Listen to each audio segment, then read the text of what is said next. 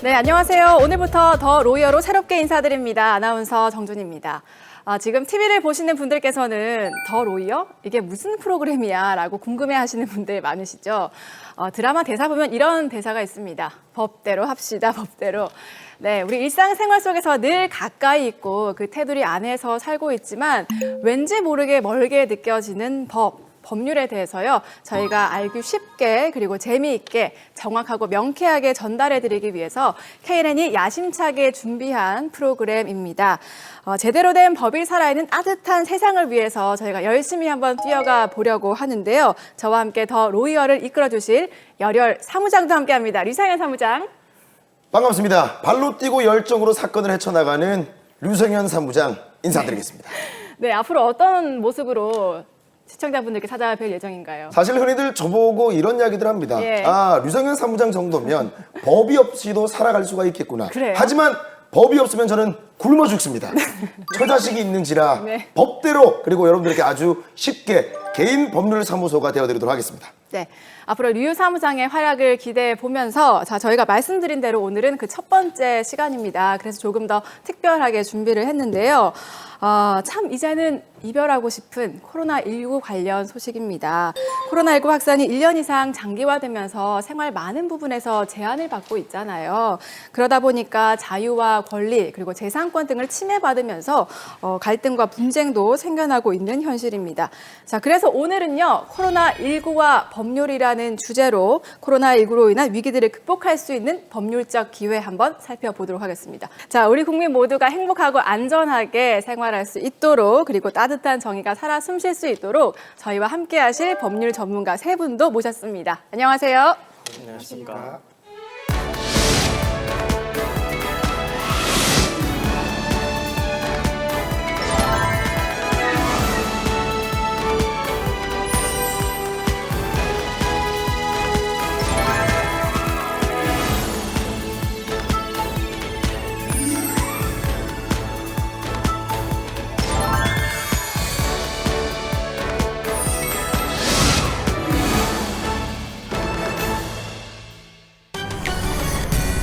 코로나19가 전 세계를 뒤덮은 지 1년. 지난해 1월 국내에서 첫 확진자가 발생했는데요. 중국발 우한 폐렴이 점차 확산되고 있어 걱정입니다. 질병관리본부는 35세 중국 국적 여성이 신종 코로나 바이러스로 인한 폐렴 확진 판정을 받았다고 밝혔습니다. 대구에서 1차 대유행이 시작되면서 감염에 대한 공포는 전국적으로 퍼졌고 1년 동안 국내 코로나19 누적 확진자 수는 8만 4천여 명. 지금도 감염의 일상에서 위태롭게 살아가고 있는데요. 코로나19의 위협 속에서 사회 곳곳이 멈춰서 버렸고 예측 불가능한 시기에 감염병이 오랫동안 대규모로 발생하면서 사람들의 일상생활은 무너질 수밖에 없었습니다. 그리고 코로나 사태가 장기화되면서 필연적으로 많은 법률적인 분쟁을 야기할 수밖에 없는데요. 실제로 대규모 집단 감염이 일어난 종교시설에 대한 폐쇄 명령, 그리고 확진자들의 허위 진술로 인한 지역과 개인 간의 구상권 청구 소송. 이 때문에 이번 일을 초래한 진주시에 대해 구상권을 청구해야 한다는 목소리가 높아지고 있습니다. 코로나로 인한 부당 해고, 백신에 대한 여러 분쟁들까지 제기되고 있는 현재 각종 법적 잡음이 끊이질 않고 있는데요. 코로나19로 인해 변해버린 삶, 이로 인한 법률적인 분쟁과 그 해결책에 대해 알아보고 포스트 코로나 시대를 현명하게 헤쳐나가기 위한 법의 역할에 대해서 더 로이어와 함께 고민해봅니다. 네, 정말 작년부터 지금까지 올 한 해를 돌아본다면 이 한마디로 정의를 할 수 있을 것 같습니다. 코로나 끝나면 밥 한번 먹자. 예전에는요, 이게 참 인사치레로 했던 말이라면 요즘에는 정말 소중하고 간절해진 문장인데 어떻습니까? 코로나 사태 종식에 역행하는 경우들이 있어서 이게 좀 법률적인 문제로 비화되고 있는 것 같습니다. 실제로 코로나 발생 이후에 여러 가지 소송들이 생겼다고 하던데 어떤 게 있을까요, 변호사님? 예, 지난 한 해 정말 코로나로 인해서 많은 고생을 하신 것 같습니다. 실제로 코로나19 진단검사를 거부하거나 자가 수치 위반 등으로 인하여 지방자치단체로부터 고발되어 가볍게는 벌금형을 선고받거나 집행유예, 실형을 선고받는 사례가 발생하고 있습니다. 예. 특히 진단 검사를 거부하는 경우에 있어서는 그 방역 비용에 대해서 그 개인이 책임지도록 되어 있습니다. 그래서 지자체로부터 그 방역 비용을 구상하는 소송 등이 급증할 것으로 예상되고 있습니다. 예. 뿐만 아니라 우리가 장시간 좁은 공간에서 생활하다 보니까 특히 아파트의 경우에는 층간 소음의 문제라든지 우리 개인 간에 빈번하게 발생할 수 있는 명예훼손 사건이나 예. 업무방해 등의 사건도 좀 많이 발생하고 있습니다. 근데 사실 저는 소송하면 뭐 어떤 감정적인 트러블이 소송으로 발전이 된 거다라고만 생각을 하고 있었는데 이게 실제로 징역형을 받은 경우도 꽤 늘어났다고요? 예, 맞습니다. 실제로 징역형을 선고받은 사례도 있습니다. 작년 5월에 의정부 지방법원에서 징역 4월에 실형이 선고됐었는데요. 예. 이분은 자가격리자임을 통보를 받고도 이를 무시한 채 다중이용시설 등을 활보하다가 붙잡혀서 다시 임시생활시설에 재격리가 됐습니다. 그럼에도 불구하고 여기까지 탈출을 해서 도주를 했기 때문에 두 실형이 번씩이나. 선고된 겁니다. 예. 네. 그리고 또 전국적으로는 벌금형이 선고된 사례도 종종 있는데요. 모두 자가격리 기간 동안 이 기간 동안 어려움을 참지 못하시고 외출을 살짝 했다가 네. 모두 발각돼서 벌금형이 선고된 예입니다. 네, 정말 뭐 자가격리 얘기는 들어봤는데 얼마나 답답하시겠어요. 두 번씩이나 이탈을 하셨고. 그런데요, 자가격리 위반이라든지 동일한 사안인데도 불구하고 어떤 경우는 벌금을 받고 어떤 경우는 징역이나 집행유예를 받는 경우가 있지 않습니까? 이거 좀 차이가 있는 것 같은데 왜 이런 건가요? 감염병 예방법에서는 코로나 환자로 의심되는 사람에 대해 검사 지시를 거부하게 되면 벌금 300만 원 이하의 벌금에 처하도록 규정하고 있는데요. 자가격리나 입원 조치에 따르지 않는 경우에는 1년 이하의 징역 또는 1천만 원 이하의 벌금에 처하도록 규정하고 있습니다. 예. 일반적으로 위반 횟수나 위반 행위에 대한 고의성 등을 기준으로 양형의 차이가 있습니다.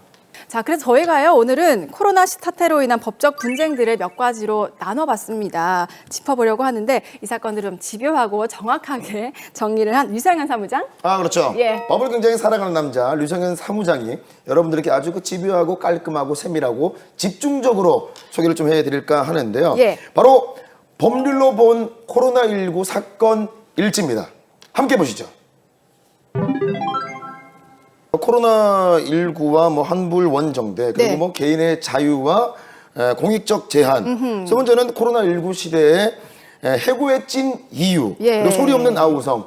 자영업자들의 눈물이었습니다. 아하. 사실 이게 코로나 시대를 살아가고 있는 대한민국의 현실을 반영한다라고 해도 뭐 과언이 아닐 정도로 참 가슴이 아픈 그런 사건들입니다. 예. 자, 첫 번째 일지부터 살펴볼까요? 자, 첫 번째는 코로나19와 환불 원정대입니다.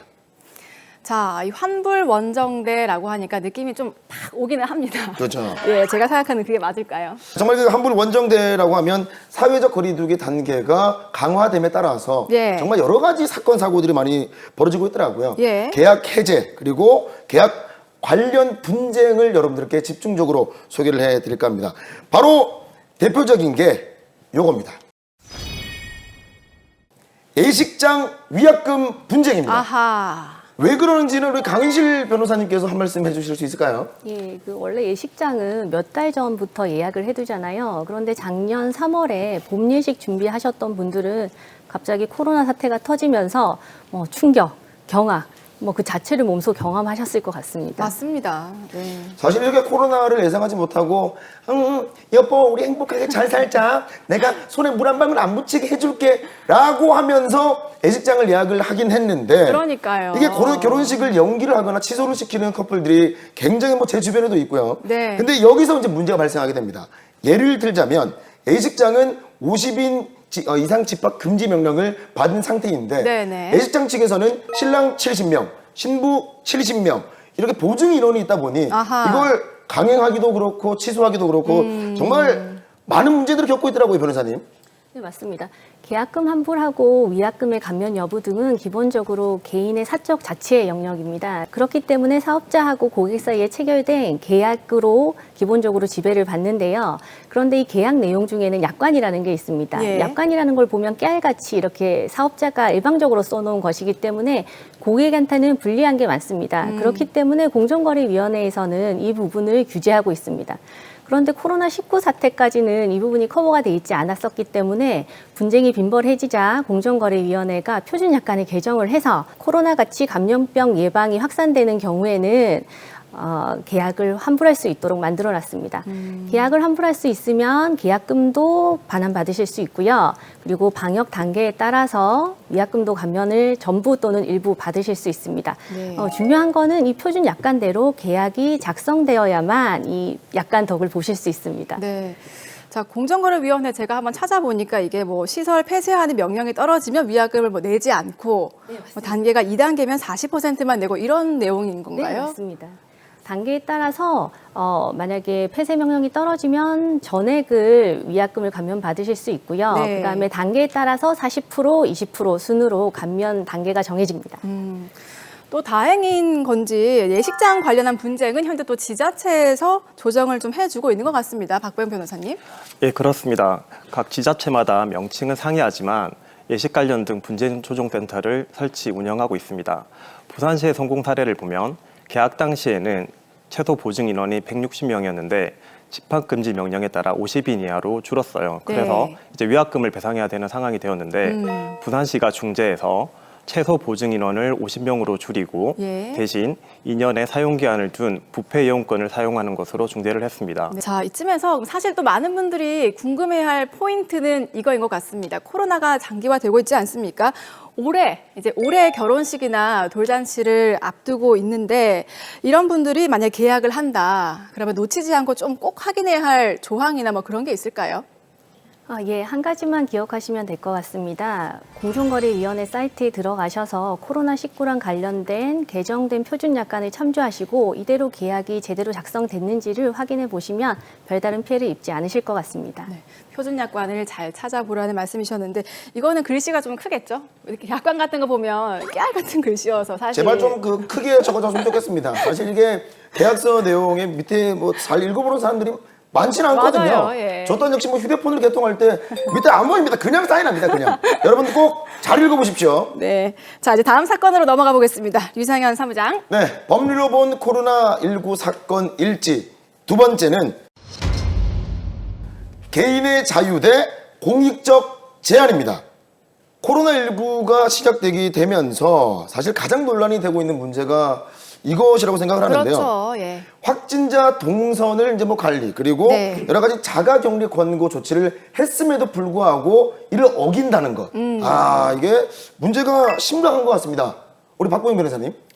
예, 사실 이 문제는 우리나라뿐만 아니라 코로나19 사태를 겪고 있는 세계 모든 나라들이 고민하고 있는 부분입니다.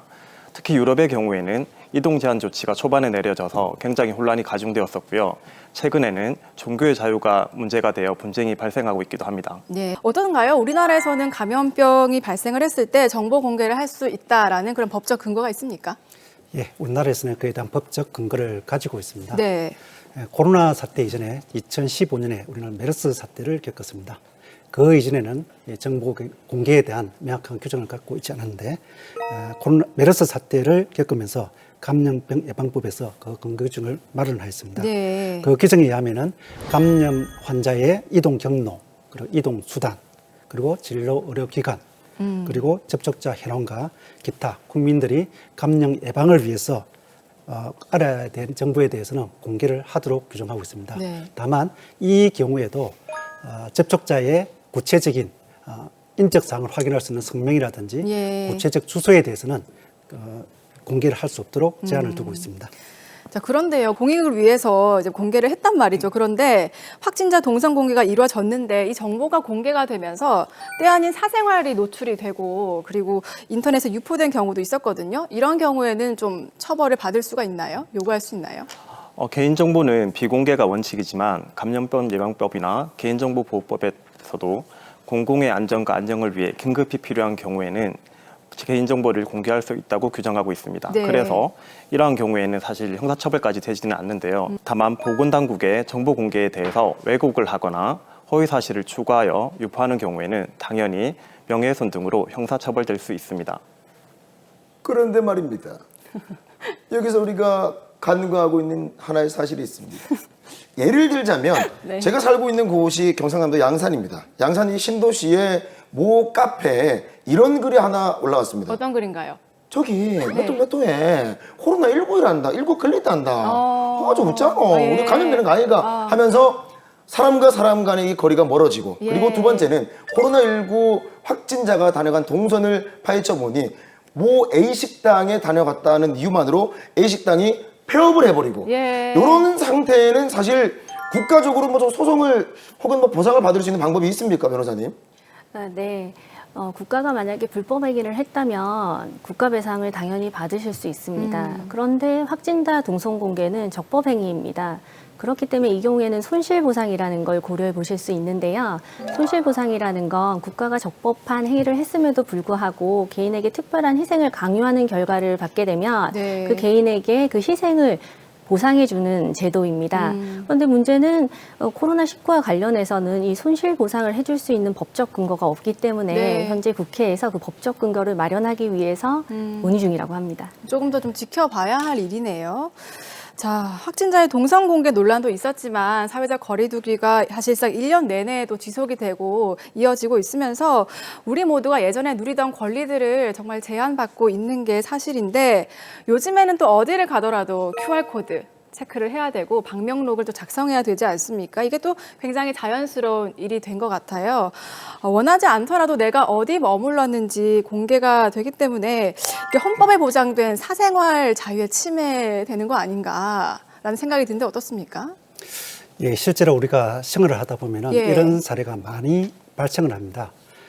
코로나19의 확산을 방지하자는 그런 공익적 차원과 내 개인의 사생활 그리고 재산권 보장이나 영업의 자유를 침해하는 이런 이익충돌이 많이 발생하고 있습니다. 네. 그래서 우리 헌법에서는 10조부터 36조까지 개인의 기본권을 보장하는 조항을 두고 있는 반면에 37조 2항에서는 국가안전보장, 질서유지 또는 기타 공공복리를 위하여 최소한의 한도 내에서 법률로서 그 네. 기본권을 제한할 수 있는 규정을 두고 있습니다. 그래서 우리 사회의 안전을 위해서는 어느 정도는 기본권을 제한할 수 있는 것을 감내해야 되지 않을까라고 네. 생각합니다. 그러니까 정부가 기본권을 제한하더라도 어떤 그런 법률의 테두리 안에서 권리의 침해를 최소화했는지가 이제 핵심이 된다는 그런 말씀이시네요.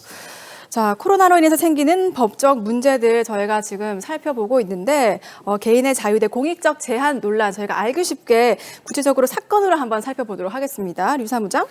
자, 정말 여러 사건들이 있었는데요. 네. 그중에서 제가 뽑은 이 키워드 바로 이겁니다.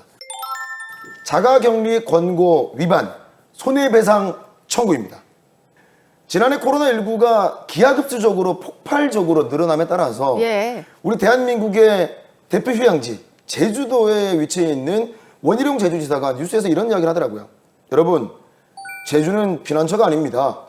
여러분, 꼭 코로나19 확산 방지를 위해서 앞장서 주십시오 라고 말씀을 드렸음에도 불구하고 강남에 살고 있는 미국 고교의 우리 유학생 딸과 어머니의 이 두 분이 정부에서 그렇게 가지 말라고 했음에도 불구하고 제주도를 들어가게 되면서 있었죠, 제주도의 사건이. 피해 업체 2곳 그리고 자가격리 그분 때문에 자가격리를 했던 사람이 2명이 되게 되면서 예. 참 이게 그 1억 3,200만 원의 소송을 당하게 되었거든요.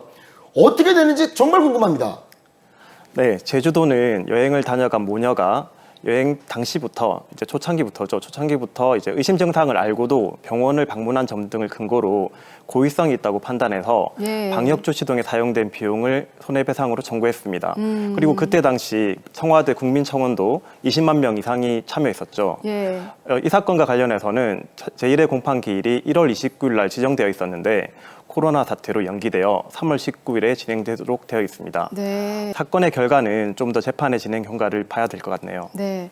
자, 그럼 제주도를 방문한 그 모녀처럼 자가격리 위반으로 손해배상 청구를 받았을 때 이런 질문 드릴게요. 가족 일상생활 배상 책임보험으로 이게 좀 혹시 좀 보상을 받을 수가 있나요? 예, 뭐 일상생활로 인한 우연한 사고라면 당연히 보장이 되겠습니다만 일상생활이라는 건 날마다 반복되는 보통의 일입니다. 네. 자가격리 의무를 위반하고 거주지를 이탈하는 것은 아주 비일상적인 행위이기 때문에 네. 보장이 어렵습니다. 자, 그러면은 자가격리를 위반해서 형사처벌을 받는 경우도 있었다고요? 네, 우리나라 현행 감염병 예방법에서는 자가격리 조치를 위반한 사람에 대해서는 1년 이하의 징역 또는 1,000만 원 이하의 벌금에 처하도록 규정하고 있습니다. 예. 그 전에는 이러한 사례에 대해서 벌금 300만 원 이하의 벌금을 처하도록 되어 있었는데 작년 코로나 사태가 심해지면서 법정형을 대폭 상향한 사례입니다. 네. 그래서 2020년 4월에 수도권에서는 60대 남성이 자가격리 무단 이틀에 대해서 최초로 구속영장이 발부된 사례가 있었고요. 예. 또한 그 즈음에 자가격리를 위반한 20대 남성에 대해서 실형 징역 4개월이 선고된 사례가 있었습니다. 또 앞으로 코로나가 이어지고 있기 때문에 이런 문제는 계속해서 또 발생할 수 있을 것 같습니다. 자, 류생환 사무장, 다음 사건으로 넘어가 볼까요? 네, 법률로 본 코로나19 시대의 사건 일지 세 번째 키워드입니다. 세 번째는 코로나19 시대 해고의 찐 이유입니다. 실제로 한 취업 포털 사이트에서 지난 7월 본인은 계속 다니고 싶으나 회사에서는 그만 나오십시오라고 한 해고 경험에 대한 설문조사를 진행해 보니 정말 그 설문에 참여한 직장인 가운데 여러 가지 경우가 있었습니다. 네. 원고사직이 3위였고요. 그리고 2위는 정리해고 33%네요. 그리고 부당해고가 바로 33.5%나 큰 비중을 차지했습니다. 네. 사실 이렇게 이런 권고사직, 정리해고를 받는 이 퍼센테이지가 68.1%나 된다고 합니다. 예. 자, 특히 정당한 사유 없이 기업에서 경영상의 악화 이후로 이 부당해고를 하고 권고사직을 하고 정리해고를 하게 되면서 분쟁 사건 사고들이 굉장히 많이 늘어나고 있다고 하더라고요. 정말 코로나 때문에 기막힌 일들이 참 많이 생기는 것 같습니다. 정당한 이유 없이 코로나 때문에 다니던 회사를 하루아침에 좀 그만두게 된다면 얼마나 억울할까요? 진짜 옛날 옛적에 IMF 시대보다 더 힘들다라는 그러니까요. 표현이 맞는지는 모르겠지만 네. 굉장히 근데 그 정리해고를 당하시고 그리고 권고사직을 당하신 분들 역시나 집에 가정이 있고 사랑하는 아들, 딸들이 있을 텐데 네네. 그 가장의 무게 그리고 그 부모에 대한 이 책임감이 얼마나 클지 참 가늠이 안 됩니다. 맞습니다. 자, 그래서요, 저희가 어떤 경우들이 있는지 드라마로 한번 재구성해봤습니다. 지금 함께 한번 보시죠.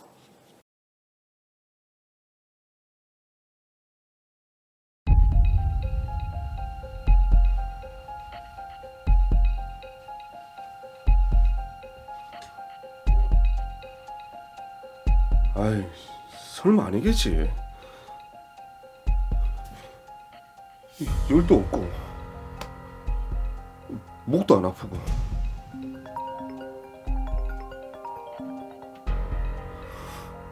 여보세요? 예, 전데요. 결과 어떻게 나왔습니까? 예?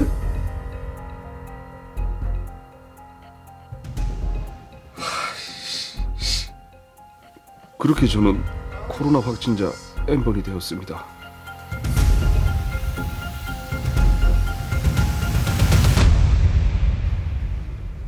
저 외근 다녀왔습니다.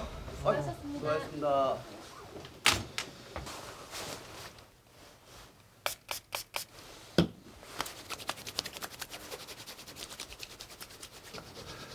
이제 확진자 수도 좀 줄고 잠잠해질 것 같은데 너무 예민하게 관리하는 거 아닙니까? 거리두기도 일단계구만. 에이, 그래도 조심해서 나쁜 거 하나도 없지.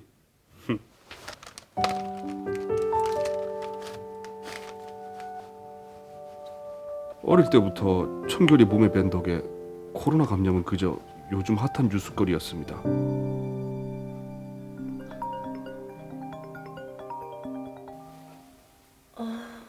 이 시간에 누군데? 친구 호진이. 순간 불길한 예감이 들었습니다. 여보세요? 여보세요? 인수야, 자나? 자다 깼다. 뭔 일 있나? 인수야, 진짜 미안한데 나 코로나 감염된 것 같다. 오늘 검사하고 왔는데 지금 열도 나고 목도 아픈 게 아무래도 맞는 것 같다. 불현듯 이틀 전 짧은 만남이 생각났습니다. 야, 이 얼마 말고 얼굴 까먹겠다 임마. 자씨, 형님이 네 결혼식 못 갔다고 섭섭한 거 아니지? 아유 뭐 조금 섭섭하긴 한데 뭐 바쁜 못 올 수도 있지. 이 마음 넓은 형님이 이해해줄게. 출장이지만 잠깐이라도 네 얼굴 보니까 좋다. 오랜만에 보는 친구라 반가움이 앞섰습니다.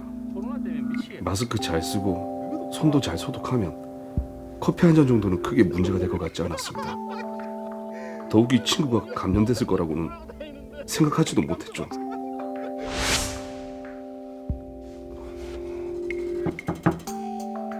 자기야, 일어났나?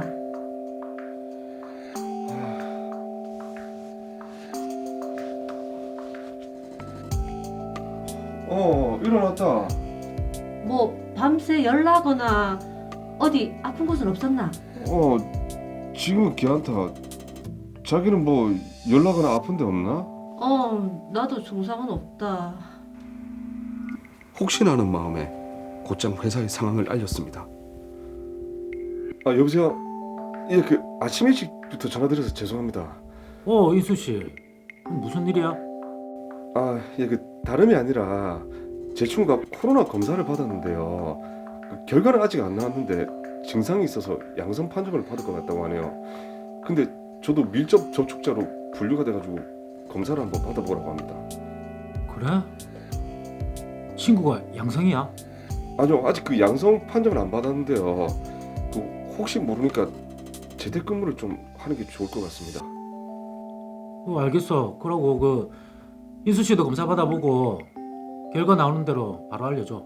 예, 알겠습니다. 확인되는 대로 바로 연락드리겠습니다. 계속 연락이 안 되는 친구가 너무 원망스러웠습니다.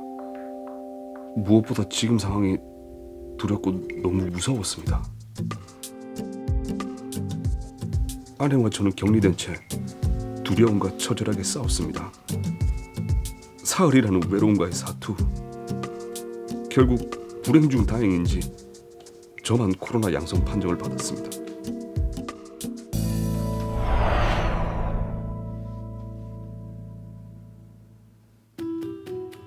경미한 미열 증상만 있던 저는 생활치료센터에 격리됐습니다.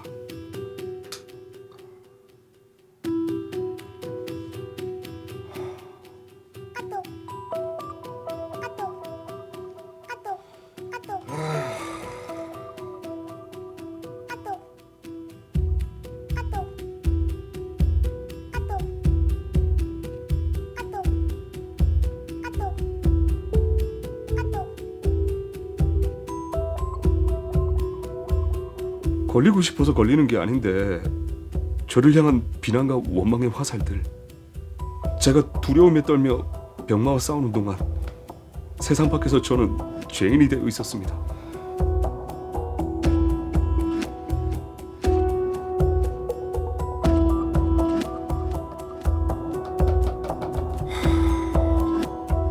빌려오는 죄책감을 애써 외면하며 회복에만 집중했습니다.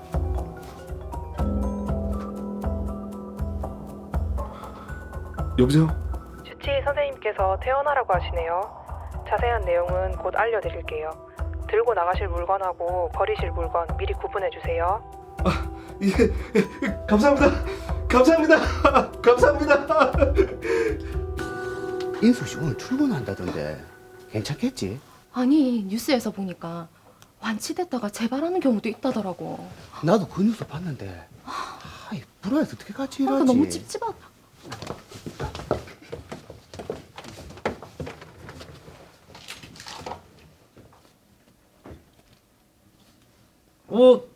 퇴원 축하해 인수 씨. 예. 그래 치료 받는다고 고생 많았어. 지금은 아프진 않고? 예, 괜찮습니다.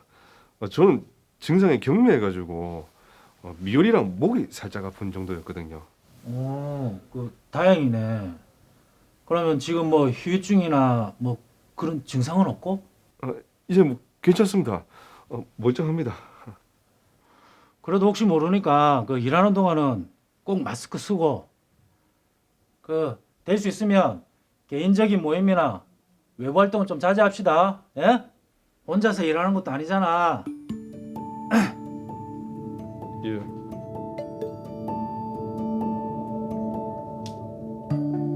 그래, 재밌게들 하십니까?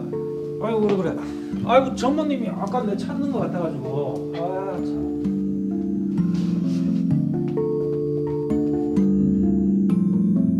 마치 내가 코로나 바이러스인 양 피하는 동료들.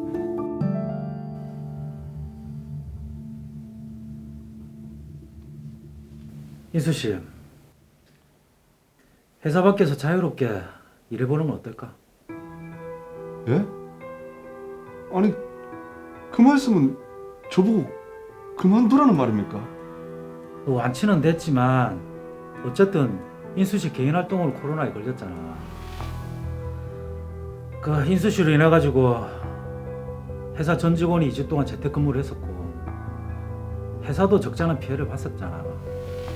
그래도 저도 나름 노력했습니다. 그 검사 받기 전에 회사에 알렸고 스스로 자가격리도 했고요. 그리고 확진자도 안 나왔지 않습니까?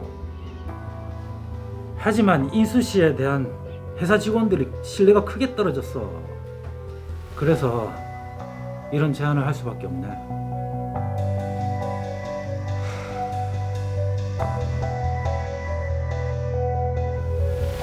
저도 피해자지만 코로나를 퍼뜨리는 죄인으로 낙인 찍힌 현실, 마치 한치 밑도 볼 수 없는 절벽 아래로 떨어지는 기분이었습니다. 저는 어떻게 해야 될까요?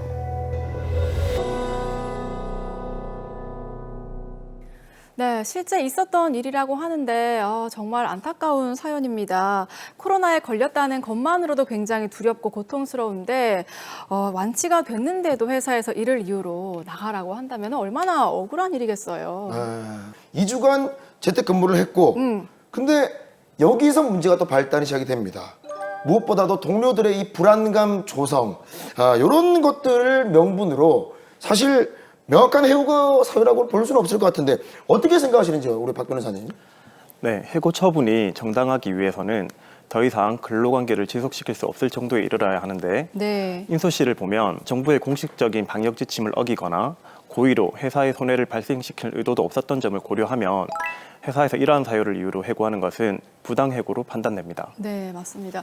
인수 씨가 받아들이기 힘든 정당한 이유가 없기 때문에 부당해고인 것 같은데 자, 만약에요, 코로나로 인해서 사직을 권고받는다면 어떻게 좀 대처를 해야 법적 분쟁에서 유리할 수 있을까요? 네, 많은 분들이 근고사직이 무엇이냐, 또 해고와 어떻게 다르냐라고 네. 많이 궁금해하실 것 같습니다. 해고는 말 그대로 회사에서 일방적으로 회사를 그만두시오라고 일방적으로 통보하는 것입니다. 네. 근데 해고는 사업자청에서 마음대로 할 수 있는 것이 아니고 일정한 요건이 있어야 되는데요. 일단은 정당한 사유가 있어야 됩니다. 네. 또 회사의 경영상 이유로 해고를 하고자 한다면 그 경영상 이유가 무엇인지라는 사실을 밝혀야 되고요. 또 해고를 하기 이전에 어떤 대책을 세웠는지라는 네. 사실도 밝혀야 됩니다.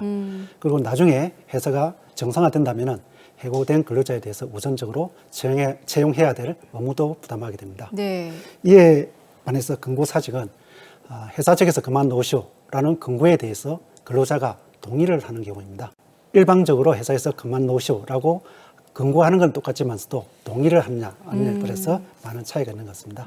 코로나로 인해서 근고사직을 받을 경우에는 근고사직의 의미에 대해서 충분히 이해를 하시고 네. 그래서 해고와 어떤 법적인 차이가 있는지를 충분히 이해한 다음에 사직서를 제출해야만이 나중에 법적 분쟁이 발생했을 때 구제를 받을 수 있지 않을까라고 생각합니다. 네. 그러니까 권고사직 같은 경우에는 회사에서 그만 나오시오라고 해도 본인이 일을 하겠다면 계속 할 수 있는 거잖아요. 그렇죠? 예. 자, 화면으로 만나본 사연의 주인공은요. 거리두기가 많이 완화됐을 때 1단계였지 않습니까? 개인적으로 친구를 만나다가 이제 확진이 된 경우인데 만약에요, 코로나 확산 방지를 위해서 회사가 뭐 대면 금지, 뭐 회식 등을 금지한다는 수칙을 제시를 했는데 이를 어겼을 경우에는 뭐 해고나 권고사직을 그대로 받아들여야 되는 건가요? 예, 아닙니다. 수칙을 어긴 것은 징계 사유가 될 수 있을 뿐입니다. 징계 사유가 있다고 해서 곧바로 해고가 정당화되지는 않습니다. 네. 해고는 징계 사유 중에서 가장 세고 무거운 것이기 때문입니다. 해고가 되려면 근로계약을 더 이상 계속할 수 없을 정도의 중대한 사유가 있어야 되기 때문에 네. 수칙 위반의 동기, 위반의 정도, 그로 인한 결과, 근로자의 평소 행실들은 모두 종합적으로 따져봐서 네네. 해고의 정당성을 엄격하게 따져봐야 됩니다. 또 한편으로는 권고사직을 통해서 뭐 직원 수를 줄이는 회사라든지 사업주에게는 불이익이 주어지지 않습니까? 네, 권고사직은 회사가 근로자에게 사직을 권유하고 근로자가 이를 승낙함으로써 성립되는 근로관계 종료 사유라서 원칙적으로는 쌍방 합의에 따른 것이라 부당해고가 될 수 없습니다. 네. 회사가 근로자에게 사직을 권유하더라도 근로자는 언제든지 거부할 수도 있죠.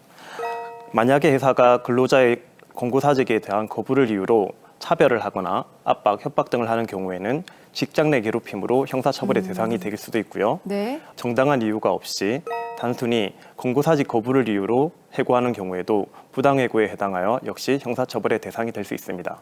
자, 사실 이렇게 뭐 크고 작은 회사, 정말 뭐 그 대규모든 뭐 중견기업이든 정말 소상공인이든 직원을 뽑기에는 회사 사정이 많이 안 좋아졌다, 매출이 급락을 했다, 네. 혹은 뭐 무급휴직을 좀 다녀오면 안 되겠습니까? 라고 하는 여러 가지 이유를 대면서 일자리를 하루에 아침에 뺏긴다는 이 사실에 참 뭐라 말을 못할 정도로 가슴이 많이 아픈 상황입니다. 그렇죠. 근데 이런 것들을 악용을 해서 하는 분들이 분명히 존재할 것 같거든요. 분명히 영업이익 그리고 회사가 잘 돌아감에도 불구하고 부당해고, 권고사직을 억지로 강요하는 이런 분들을 뭐 미연에 방지하고자 아하. 근로자 혹은 노동자를 위한 법이 있습니까? 강은실 변호사님. 네, 당연히 있습니다.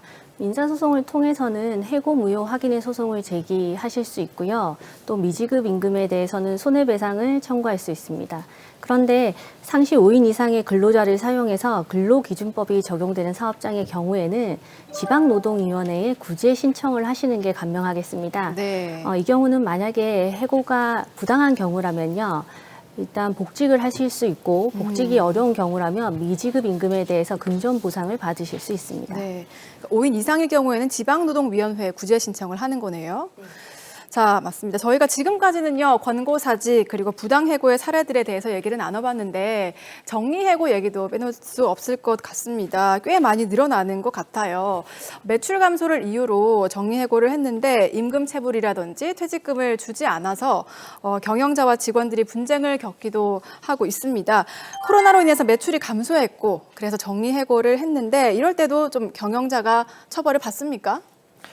경영상의 이유로 정리해고를 하기 위해서는 긴박한 경영상의 필요, 해고를 회피하기 위한 노력, 합리적이고 공정한 기준에 따른 대상자 선정, 그리고 기준 및 대상자 선정을 하기에 앞서 근로자 대표와의 사전 협의라는 엄격한 기준과 방법을 준수해야 하는데 네. 단순히 매출이 감소하거나 일시적으로 경영 실적 악화에 따른 정리해고를 실시한다면 이는 부당해고에 해당하여 형사처벌의 대상이 될 수 있습니다. 네, 그러니까 기준에 해당을 하는지 잘 봐야겠네요.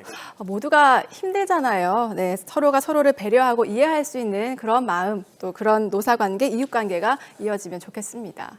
자, 이제 법률로 본 코로나19 사건 일지 마지막 키워드를 보겠습니다. 바로 소리 없는 아우성, 자영업자의 눈물입니다. 네. 요즘 참 많이 힘듭니다. 네, 근데 그 중에서도 소상공인, 자영업자분들, 뭐 예를 들자면 뭐 식당을 운영하시는 분들, 카페, 뭐 PC방, 다들 얼마나 힘듭니까? 그죠? 맞아요. 네, 요즘 유행하는 중고거래 앱에요. 폐업이라는 키워드를 치면 자영업자들이 올린 폐업 물품이 줄줄이 올라오고 있다고 합니다. 그리고 소상공인 시장 진흥공단의 발표에 따르면요. 전국 17개 시도 상가업소 데이터를 보면 4분기죠. 3차 대유행이 있었던 4분기에는 하루 평균 1,500여 개 상가 점포가 문을 닫았다고 합니다. 정말 심각한 상황 아닙니까? 박병 변호사님. 네, 전국 17개 시도에서만 하루에 1,500곳이 문을 닫는다는 수치는 정말 놀라운데요. 실제로 저희 사무실에도 최근에 이런 물품 대금 청구 소송이라든지 개인 회생, 파산을 위한 상담이 굉장히 많이 들어오고 있는 상태이기도 합니다. 예.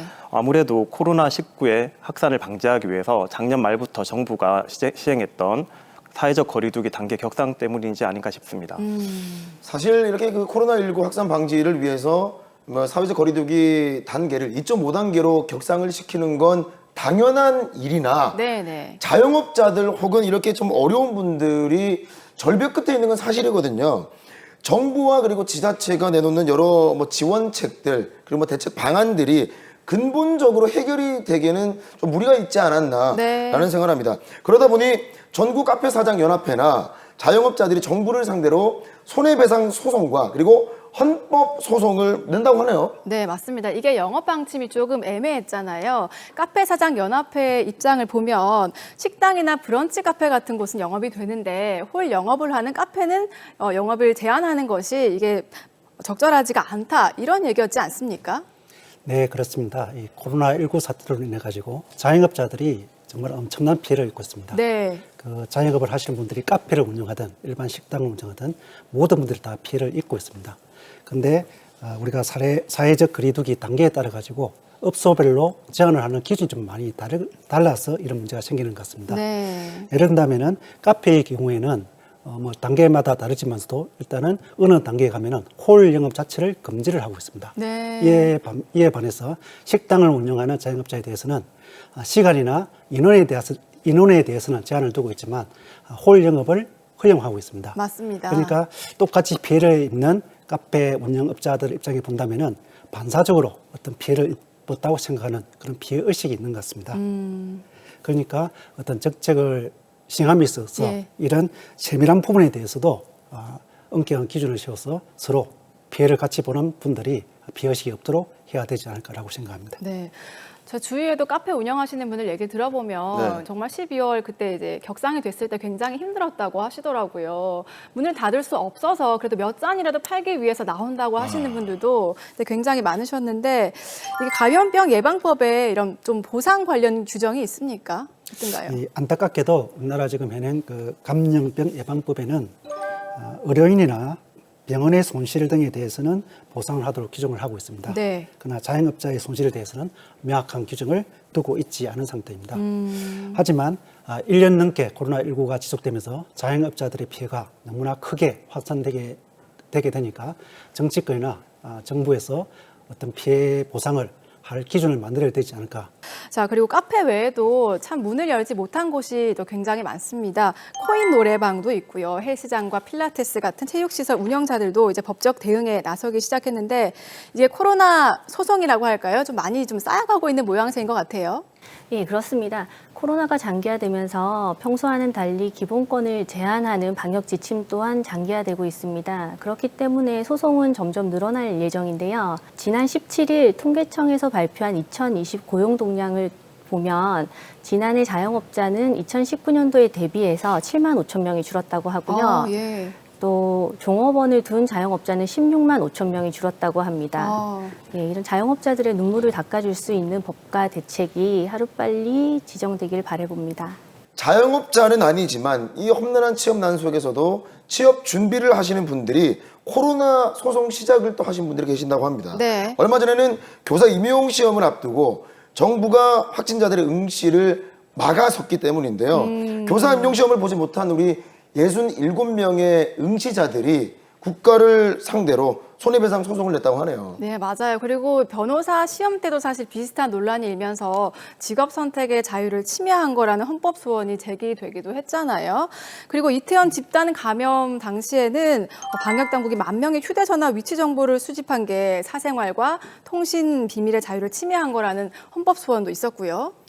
예, 민변, 참여연대 등이 작년 7월 말에 보건복지부 장관 등을 상대로 개인정보 자기 결정권, 사생활의 비밀과 자유를 침해했다는 이유로 헌법소원을 제기했습니다. 네. 당시 문제가 되었던 클럽에 간 사람들뿐만 아니라 주변 상가에 들렀던 행인들에 대한 정보까지도 모두 수집하여 고위험 감염군으로 분류한 조치를 하였는데 네. 명확한 법적 근거 없이 이런 조치를 한 부분에 대하여 기본권에 대한 제한은 법률로만 가능하다는 법률 유보의 원칙에 위배된다는 주장입니다. 네. 그러니까 이게 과잉 조치였다는 건데 코로나가 사실 또 우리나라만의 문제는 아니지 않습니까? 이게 다른 나라에서도 이런 논쟁은 있을 것 같은데요. 혹시 다른 나라는 좀 어떻게 대처하고 있는지 궁금하거든요. 네, 코로나 발생 초기에 프랑스에서는 긴급 이동 제한 명령을 선포했고 그 부분에 대한 법적 근거가 없다는 사실을 뒤늦게 알고 부랴부랴 새로운 입법을 추진했고요. 그 종교의 자유와 관련하여 많은 분쟁이 잇따르고 있는 미국에서는 방역을 우선시하는 판결이 초반에 많이 진행되다가 예. 최근에는 종교의 자유를 보장하는 판결들이 많이 나오고 있는 추세입니다. 우리나라도 이 대면 예배 금지 조치를 두고 종교의 자유를 제한했다는 논란이 있었지 않습니까? 부산에서도 현재 또 법적 분쟁인 걸로 알고 있는데 어떻습니까? 네, 맞습니다. 부산광역시장이 대면 예배 등 방역 지침을 어긴 부산의 한 교회에 대해서 시설 폐쇄 명령에 처분을 했습니다. 그러니까 그 교회가 그 처분에 대해서 불복을 하면서 행정소송을 제기함과 동시에 집행정지를 신청을 했는데요. 네. 행정소송법상 집행정지는 공공의 이익에 반할 때는 받아들여지지 않습니다. 네. 이에 대해서 재판부는 종교의 본질적 자유를 침해한 것도 아니고 집행정지를 받아들여지면 공공복리에 악영향을 미칠 우려가 있기 때문에 이 집행정지 신청을 기각했습니다. 네, 그러니까 대면 예배는 예배를 금지한 것이 아니라 예배의 방식 이런 형태로 이제 뭐 온라인 예배라든지 이런 형태로 제한한 것이기 때문에 교회가 신청한 집행정지가 부당하다고 이제 본 건데. 정말 이 코로나19 바이러스와 불편한 동행을 시작한 지 어느덧 1년이 넘었습니다. 예전에는 뭐 기관지를 보호하기 위해서 마스크를 썼다면 이제는 생존을 위해서 마스크를 써야 되고 정말 많은 것들이 변했는데요. 그러면서 우리 사회에도 또 많은 질문들이 던져졌습니다. 이제 그 질문에 대한 답을 우리 스스로 찾아가는 시간이 된 것 같은데, 자, 오늘 법률을 통해서 코로나19와 함께하고 있는 우리 사회를 짚어보는 시간, 더 로이어 첫 시간으로 만나봤습니다. 세 분의 전문가분들 오늘 어떠셨습니까? 김덕기 변호사님. 네, 힘든 시간이었습니다. 그리고 왜 힘드셨어요? 코로나로 인해서 일상생활도 힘들고 네. 또 방송이 처음이다 보니까 이 또한 힘든 시간인 것 같습니다. 원래도 동동거리면서 살았던 저희 워킹맘들이 코로나19 때문에 지금은 아주 큰 혼란 속에 갇힌 것 같습니다. 예. 우리 아이들이 모두 방과 수업까지 마치고 학교할 수 있는 그날까지 모두 건강하시고 또 저희 더 로이어 프로그램도 많이 사랑해 주셨으면 감사하겠습니다. 워킹맘이셨군요. 지난 1년 동안 정말 고생 많으셨겠는데 어떻게 보내셨어요? 네, 맞습니다. 현실감이 없을 정도로 네. 정신이 없었습니다. 아이가 학교를 가지 않으니까 예. 일상생활이 마비된 것 같았습니다. 그렇죠. 예, 박보영 변호사님. 법이라고 하면 일단 머리 아프고 힘겨워하는 분들이 많습니다. 심지어 상담 일정을 잡아놓은 날부터 상담하러 오는 당일까지 가슴이 두근거려서 잠을 이루지 못했다고 하는 분들도 계십니다. 모든 일들이 상호 간의 약속과 이행으로 진행된다면 아무런 문제가 없겠지만 문제가 발생하는 경우 그 방법을 몰라 고민하는 분들이 많이 계십니다. 네.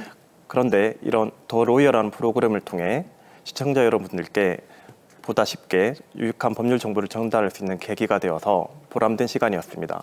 앞으로 더 좋은 방송이 될 수 있도록 일조하도록 하겠습니다. 네, 우리 지금 TV를 보시는 시청자분들께서도 코로나로 인해서 생긴 크고 작은 사건들 혼자 끙끙하지 마시고요. 이렇게 법률 전문가분들이 계시니까 찾아서 같이 상담해 보시면 좋을 것 같습니다. 자, 그리고 오늘 우리 유서연 사무장 고생 많았어요. 어떠셨나요? 네, 오늘 뭐 제가 첫 출근이었는데요. 예. 네, 코로나19라는 시대 속에 깊숙하게 들어가 보면 네. 정말 많이 심각하구나, 많이 힘들게 하루를 살아내시고 계시는구나, 네네. 이런 것들을 많이 느끼게 되었고, 대한민국 헌법 제1조 1항이 뭔지 아십니까? 뭔가요? 대한민국은 민주공화국이다. 대한민국 헌법 방송통신진흥법 23조 2항이 뭔지 아십니까? 뭔가요? 뭔지 잘 모르겠지만 네. 매주 목요일 저녁 6시 50분은 더 로이어와 함께하라. 아하. 네, 많은 역시, 사랑 부탁드리겠습니다. 역시 명쾌한 우리 유 사무장입니다. 네, 저희는 앞으로도요, 법에 대한 시청자 여러분들의 궁금증을 해결해 드리기 위해서 더욱더 열심히 뛰겠습니다. 법대로 합시다. 더 로이어. 오늘 준비한 소식은 여기까지고요. 다음 주에는 더욱 새로운 모습으로 찾아뵙도록 하겠습니다.